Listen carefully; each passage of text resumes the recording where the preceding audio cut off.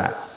ছেলেকে দেবেন, মাইয়াকে দেবেন না, কায়দা বায়দা করে মরার আগে স্ট্যাম্পটা সই করে জায়গা জমি সব ছেলেকে দিয়ে গেছেন, মাইয়াকে মাহরুম করে গেছেন। অত আশা করে বসে থাকার দরকার নাই যে আরশে আজিমে যে বিনা হিসাবে আল্লাহ রাতের খানা খাবেন। ওই মাইয়ের জমি পুলসিরাতের পর দাঁড়াইয়ে ফেরত দেওয়া লাগবে। এরকম কিছু ভালো মানুষ আছে না সমাজে? আবার নামাজি, আবার তাবলীগ করে, আবার বীরের মুরিদ, আবার মসজিদের সভাপতি, আবার সেক্রেটারি না সিগারেটারি, আছে না নাই? সাবধান! কার হক কেন নষ্ট করেছেন? আপনার বাক্যতি কইছে কিনা, খাতান একটু শহীদে তুই যাই দুইয়ে খাতি পারবি। মরার সময় শেষ খেলা দেয় দিয়ে যাচ্ছে। 5টা মাইয়ে বিয়ে দিয়েছে, একটা ছেলে নামিকা তাড়ি, ছেলেটার জন্য জ্বলিয়ে যাচ্ছে। এই জন্য নান্টু একটা কাগজ আন, একটা খোঁচাই দিয়ে তুই দুইয়ে খাতি পারবি। নান্টুরে কাগজে সই দিয়ে থুয়ে দুইয়ে খাতি থুয়ে চলে গেছে। মরার পরে 3 মাস পরে নান্টু সেই খাতাপত্র বোনকে ডাইকে কয় যায় যে আব্বা সব লিখে দিয়ে গেছে, কি করবি কর। শোনার সাথে সাথে 5টা বনাইতি কয় তোর বাপের বাড়ি তোরা থাক, তোর বাপের কবরে যা, তোরে নেব না। তুই তোর মতো কালামে বিয়ে হচ্ছে কি খালি খালি নাকি? যার তোর বাপের 20 বিঘে ছিল, যাতে 2 বিঘে পাবো, তাই যে না তোর মতো কালীবদরে বিয়ে করছি। আর আজকে তোর বাপ বংশ ধরে ধ্বংস করে দিয়ে চলে গেল, যা তোর বাপের বাড়ি থাক। 5টা মেয়েরে বিধবা বানাইতে ফেলাইতে এটি চলে গেছে। এই যে জুলুম করেছ বাপ, কিয়ামতে হিসাব দেওয়া লাগবে কি লাগবে না? তোমার এই বাক্যতি কইছে কেডা? তুমি এই বাক করার দায়িত্ব না। আল্লাহ কয়, এ বুড়ো, তোর দায়িত্ব হলো মরা, তোর দায়িত্ব মরা, তুই মরবি। ভাগ আমি করে দিয়েছি কোরআন শরীফের ভিতরে, সূরা আনফালের মধ্যে ভাগ আছে, বিভিন্ন সূরার ভিতরে আমি মিরাজ বন্টন করে থুয়ে দিছি। কে কটুক পাবে, যার যার টুক আমি হিসাব করে রাখছি। তোরে লেখতি কইছে কে? তোরে ভাগ করতে কইছে কে? ছেলেতে পাবে 2 ভাগ, মেয়েতে পাবে 1 ভাগ, বউতি পাবে 2 আনা 4 আনা, যার যেটা ভাগ আছে সে সেটা পাবে। তুই বুড়ো কালে এই কাম করিয়া এই বুঝা গাড়ে উঠলি কেন? কিয়ামতে পুলসিরাত পার হয়ে গেছে নামাজ দিয়ে, রোজা দিয়ে, তাবলীগ দিয়ে, হজ দিয়ে, উমরা দিয়ে, মসজিদ করিয়া, মাদ্রাসা করে, বস্তা ভরে নেকি নিয়ে পুলসিরাত ধাক্কা মেরে পার হয়ে চলে গেছেন। মিশকাত শরীফের মধ্যে হাদিস, as-সিরাতু বাইনা সিরাতাল জান্নাহ, জান্নাত আর পুলসিরাত, পুলসিরাত তো পার হয়ে গেছেন, জান্নাত আর পুলসিরাতের মাঝখানে আরেকটা পুল কায়েম হবে। ওই পুলটার নাম হলো সিরাতুল কিসাস। এটা প্রতিশোধ গ্রহণের পুল।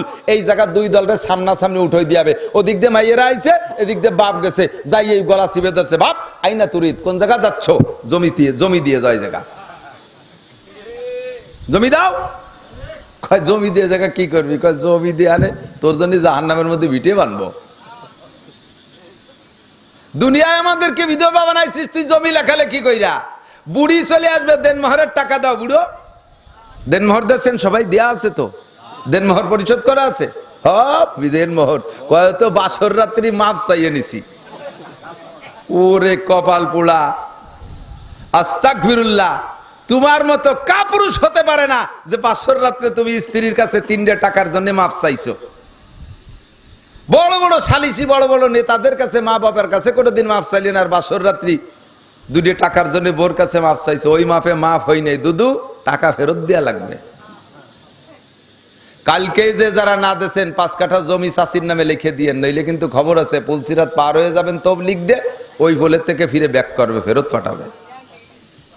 আচ্ছা, এই যে বুড়ো জিতে গেছে, উনি লিখে দিয়েছে, দিয়ে দেবেন সবাই। এই যে এগুলো এর জন্য যেন আটকা না খেয়ে যাই। আল্লাহু আকবার। তো দোস্ত, 1 নম্বরে ন্যায় বিচারক। 1 নম্বরে কি বলেন? ন্যায় বিচারক। আপনি যে সেক্টরের দায়িত্বে আছেন সেই সেক্টরে আপনার ন্যায় বিচার থাকবে। আপনি প্রাইমারির মাস্টার, হেডমাস্টার, বাকি জুনিয়র শিক্ষকদের ব্যাপারে আপনার, সহকারী শিক্ষকদের ভিতরে আপনার ইনসাফ থাকতে হবে। হাই স্কুলের হেডমাস্টার, আপনি ও জায়গার প্রেসিডেন্ট। কলেজের প্রিন্সিপাল, আপনি ওখানের প্রেসিডেন্ট। বিশ্ববিদ্যালয়ের ভাইস চ্যান্সেলর, আপনি ওখানের প্রেসিডেন্ট। চেয়ারম্যান সাহেব ইউনিয়নের প্রেসিডেন্ট, মেম্বার সাহেব ওয়ার্ডের প্রেসিডেন্ট। যে জায়গা আছেন সে সেই জায়গার রাজা। সে যদি সেখানে ইনসাফ আর ন্যায় বিচার প্রতিষ্ঠিত করেন, তাহলে কিয়ামতে আপনি 1 নম্বর বিনা হিসাবে আরশে আজিমের নিচে জায়গা পেয়ে যাবেন। ভোট যারা দেশে সেই পাড়ায় রাস্তা আছে, আর যে পাড়ায় আলাদা ভোট দেয় না তাকে পাড়ায় রাস্তা কাটে খাল বানায় দেবেন, আবার পুলসিরাত পার হয়ে যাবেন বিনা হিসেবে। অতগুলো আদাসের না। আল্লাহ 1 নম্বরে ইমামুন আদিলুন। 2 নম্বরে আমার প্রাণ প্রিয় যুবক, আসো তোমাদেরকে নিয়ে একটু জান্নাতে যাই। রাজি সবাই ইনশাআল্লাহ? 40-এর কম বয়স যারা, তারা যুবক। 40-এর কম যারা আছেন তারা একটু হাত দেখান তো, কে কে জান্নাতে যাবেন? 40-এর কম যাদের বয়স, মাশাআল্লাহ যথেষ্ট যুবক আছে। আল্লাহ সবাইরে নসিব করে, বলেন আমিন। তোমার এই যৌবনকালটাকে কিভাবে কাটাইলে তুমি বিনা হিসাবে ওই জায়গা বিনা হিসাবে আরশে আজিমের নিচে জায়গা পাবা, আল্লাহর হাতের খানা খাবা, এই আল্লাহর হাতের খানা খাবা, আরশের নিচে ছায়া পাবা, তোমার যৌবনকালটা কাটাবে শাআবুন নাশা ফি ইবাদাতিল্লাহ। যেই যুবক তার যৌবনকালটা ইবাদতের মধ্যে কাটাইলো, আল্লাহর হুকুমে কাটাইলো, যৌবনকালে দাড়ি রাখো, যৌবনকালে টুপি পরো। আরে বুড়ো হয়ে গেলে পারে এমনি রাখে, বহুত বুড়োরা জিজ্ঞেস করে চাচা দাড়ি রাখছিলেন, আগে তো দাড়ি ছিল না। আরে মনা, এই বুড়োকালে দাড়ি না রাখলে মানসি কি কয়? উনি আর আল্লাহর ভয়তে দাড়ি রাখে নাই, মানসি কি কয় ভয়তে, কথা কন না কে? আপনি দাড়ি রাখছেন কে? কয় সেদিনকে নাতি এসে কয় দাদা না না তোমার দাড়ি নাই, তোমার চাড়ালের মতো দেওয়া যায়, সেই লজ্জাতে দাড়ি রাখছি। তাহলে উনি এই বুড়ো আলে যে কোনো এক কারণে রাখছে।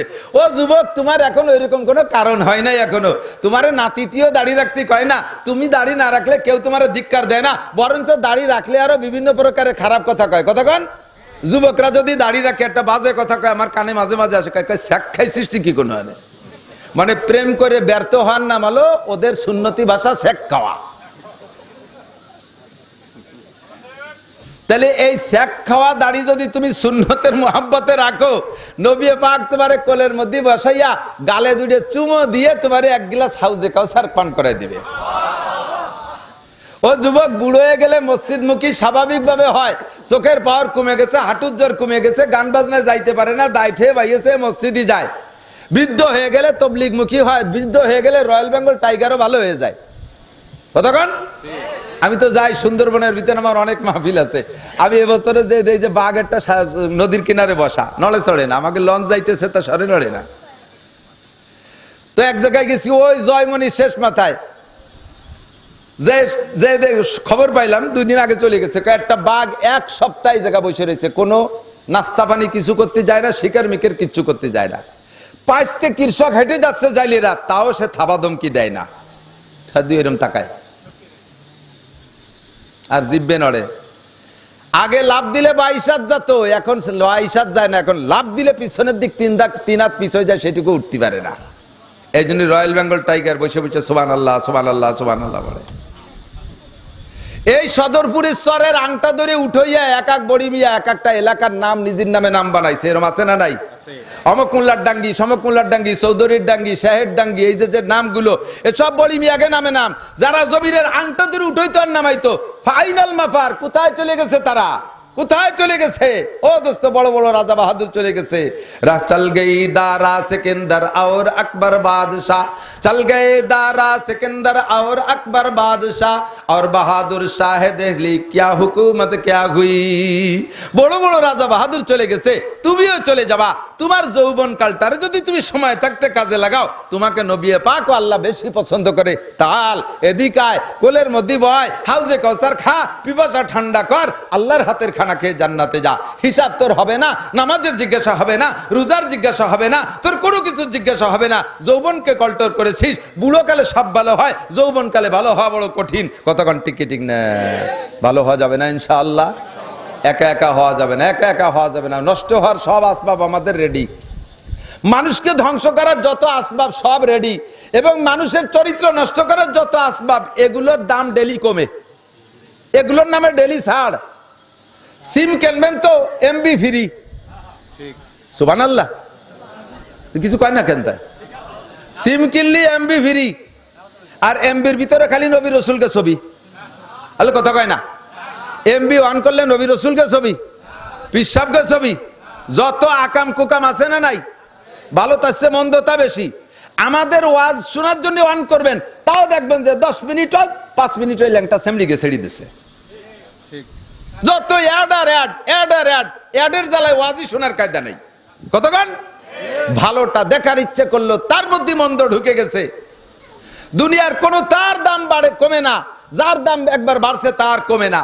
শুধুমাত্র সিম কার্ডের দাম কমে, শুধুমাত্র এমপির দাম কমে। এ জায়গা খালি অফার দেয়, এ জায়গা খালি ছাড় দেয়, এ জায়গা খালি ছাড় দেয়, এ জায়গায় কোনো তার কিছু দাম বাড়ে না, খালি কমে আর কমে, আর অফার দেয় আর ছাড় দেয়। আর দাম কমছে আলো মৌলবীকে দাম কমছে। মসজিদের ইমাম সাহেবের বেতন, কালকে এই পাশে কোন জায়গায় যেন এক মাদ্রাসার খবর শুনলাম, সে মাদ্রাসা হুজুরের বেতন ছিল 15,000, 3-4 বছর চাকরির পরে কয় যে না 10,000 দেওয়া হোক, 5,000 কমাই দেওয়া হোক। ছাড় দেছে, হুজুরি ছাড় দেছে, হুজুরি ছাড় দেছে। আরে 5 বছর আগে যে ডিউটি করছে এখন তো ডিউটি বেড়ে গেছে তার, কথা কন না কা? 5 বছর আগে তার শক্তি যা ছিল এখন শক্তি কমে গেছে, এখন তার বেশি দিবা। এ জায়গা বেশি দেয় না, এ জায়গা খালি কমাও। মৌলবীর দাম বেড়ে যাচ্ছে, এটা ভালো দেওয়া যাচ্ছে না। আল্লাহ হেফাজত করে, কারণ আমিন। যৌবন কালটা ইবাদতের মধ্যে কাটাইতে হবে। রাজি আমার যুবক? তোমার জন্য সবচেয়ে বড় ইবাদত আমি দুই একটা বলে দেই। সবচেয়ে বড় ইবাদত হলো ইত্তাকিল মাহারিমা তাকুন আবাদান নাস। ও যুবক, নামাজ একটু কম পড়তেছো পড়ো, রোজা একটু কম রাখতেছো রাখো, তবলিগে একটু কম যাচ্ছ যাও। এটা নিয়ে তোমার সাথে আমি অত বাড়াবাড়ি করি না। তুমি একটা জায়গা বুজুর্গ হয়ে যাবা, অল্পেই একটা জায়গা বুজুর্গ হয়ে যাবা, অল্প পরিশ্রমে তুমি আল্লাহর খাস বান্দা আবেদ হয়ে যাবা। সেটা হলো নেকি যা করো আর না করো, সমাজে গুনার কাজগুলো তুমি প্রতিবাদ করো। গুনাহ তুমি ছেড়ে দাও আর গুনাহ করার থেকে তুমি প্রতিবাদ করো। আমি মৌলানা নাসির 1 রাত 2 ঘন্টা ওয়াজ করে চলে যাব, যাওয়ার পরে যেই সেই আমি তো আর কাল সকালে পাড়া ভরে ঘুরে বেড়াতে পারবো না, এর সময় আমার নাই। আর বুড়োদের কথা কেউ মানে না। বুড়োরা যদি অন্যায় থেকে বাধা দিতে যায়, বুড়োকে যুবকরা দল ধরে, আরে মিয়া থামেন, চিনি আপনারে, আপনি কি এরিয়া বুড়ো হয়েছেন আমি জানি না। তখন বুড়োর পিছনে কথা মনে পড়ে, হ্যাঁ আমিও তো 2 বার ধরা খাইছিলাম। আর কথা নেই তো, বুড়োর কথা না হয়ে চলে গেছে, সেলেসা শুরু হয়ে গেছে। কাজেই বুড়োরা পারবে না। এরপরে বুড়োকে দাম কামিয়া থামেন, সময় আছে আর কিছুদিন পরে আস্তে আস্তে ভালো হই, একবারে অত ভালো হওয়া যায় না। বুড়োকে কথা খায় না, আমরা দাঁড়ায় থাকতে পারতেছি না, ঘরে ঘরে যাইতে পারতেছি না। আমার প্রিয় সোনা যুবক, তোমরা যদি একটা সংগঠন করো, এই সমাজে কোনো বিবাহ অনুষ্ঠানে বক্স আর ডেক্স আর ঢোলডগর বাজাইতে দেব না। তাহলেই সম্ভব বন্ধ করা, কতক্ষণ তাহলেই সম্ভব বন্ধ করা, নইলে বন্ধ করা সম্ভব না। সরকার জীবনেও পারবে না, সরকার জীবনেও পারবে না। সরকার প্রত্যেকটা ধাপে সব জায়গা দুর্নীতিকে দমনের জন্য যত চেষ্টা আছে সব চেষ্টা করতেছে, এর জন্য বাহিনী ব্যবহার করতেছে, এর জন্য আইন প্রণয়ন করছে, আইন প্রয়োগ করতেছে, কোনো তাই ঠেকাইতে পারতেছে না, পারবেও না। যতদিন পর্যন্ত সরকারি আইন কুরআনী আইনের সাথে অ্যাডজাস্ট না হবে, যতদিন সরকারি আইন কুরআনী আইনের সাথে সামঞ্জস্যতা মিল করে না চলবে, অতদিন পর্যন্ত সরকারি আইনের দ্বারা এ জাতিকে কন্ট্রোল করতে পারবে। যে সরকারি আসুক, আমলিগ আসুক, বিএনপি আসুক, জামাত আসুক, জাতীয় পার্টি আসুক, চরমুনাই এলা আসুক, যারাই সংসদ গঠন করুক, কোরআন সুন্নাহকে সাথে নিয়ে ছাড়া এ জাতিকে আদর্শ মানুষ বানাইতে পারবে না, আদর্শ সমাজ গড়তে পারবে না, 100% পারবে না। ইফটিজিং এর আইন করছে সরকার, ইফটিজিং আইন, তার মানে নারী অপহরণ, নারী ধর্ষণ, নারী ইত্যাদি ইত্যাদি, নারীদের উপরে জুলুম অত্যাচার, এই আইন করছে। এর কোনোটা তো ঠেকতেছে না, এর জন্য কত বিচার আচার করতেছে, যা হবার তা হয়েই যাচ্ছে, যা হবার তা হয়েই যাচ্ছে।